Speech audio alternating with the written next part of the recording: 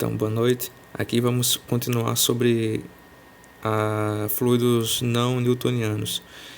O primeiro exemplo que eu posso dar para vocês é o exemplo do fluido tixotrópico. Os fluidos não newtonianos que eu vou falar hoje para vocês são dependentes do tempo. São diferentes daqueles que a gente falou na aula passada. Um exemplo dos que nós falamos, dois exemplos de fluidos não newtonianos que falamos na aula passada foram os dilatantes e os pseudoplásticos, mas eles são independentes do tempo. Esses que vamos falar hoje são dependentes. O primeiro é o tixotrópico. Perceba que ele possui um comportamento muito semelhante ao pseudoplástico. Repare que existe uma diferença no eixo X desse gráfico em relação ao pseudoplástico. Esse possui num eixo X o tempo de deformação ou aplicação da força, mas lá no pseudoplástico ele tem a taxa de cisalhamento ou taxa de deformação, é diferente, porque aqui ele vai depender do tempo. Aqui nós percebemos uma tensão cisalhante constante, o que varia é o tempo em que essa tensão constante está sendo aplicada. No caso desse material tixotrópico, olha que nome estranho, tixotrópico, a viscosidade vai diminuindo. O nome é estranho, mas a gente percebe que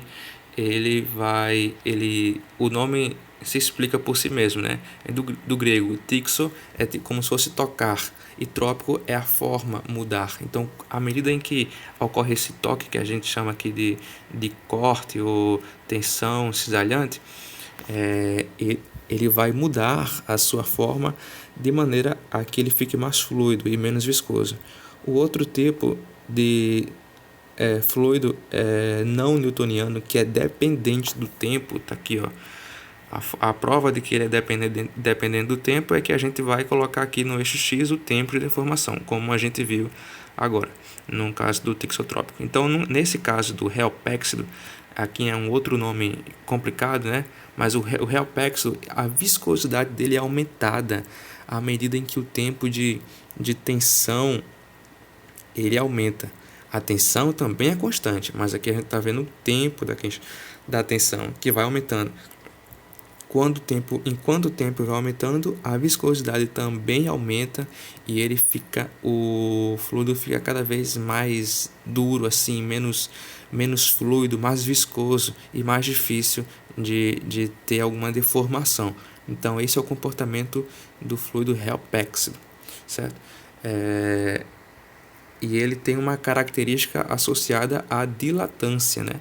Porém, na dilatância, a gente já viu, a dilatância não depende do tempo, depende apenas da mudança, da variação da taxa da tensão de cisalhamento, né?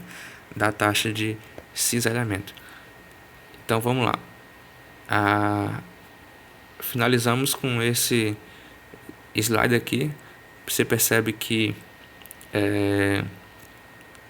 percebemos a viscosidade em relação ao tempo. No tixotrópico, a viscosidade vai diminuindo aos poucos, à medida que o tempo de tensão cisalhante vai aumentando, e no relpéxido a viscosidade vai aumentando, né? Você percebe como ele aumenta de maneira um tanto assintótica, né? Então, e aqui nós vemos aqueles que nós falamos anteriormente, né? Essa linha aqui do meio, que é independente do tempo, representam aquelas propriedades de dilatância e de pseudoplasticidade que a gente viu. Você percebe que em relação ao tempo a viscosidade deles não mudam, certo?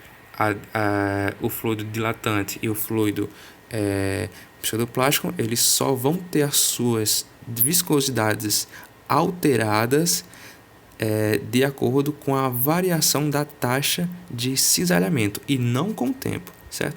O que muda com o tempo são os fluidos aqui tixotrópicos e relpéxicos. É muito mais comum que a gente observe fluidos desse tipo, tixotrópico, né? No caso dos relpéxicos são mais raros, tá bom? Então, valeu aí, fica na paz. Qualquer dúvida ou crítica, estou aqui para ouvir, ler, porque quero aprender com vocês também. Valeu.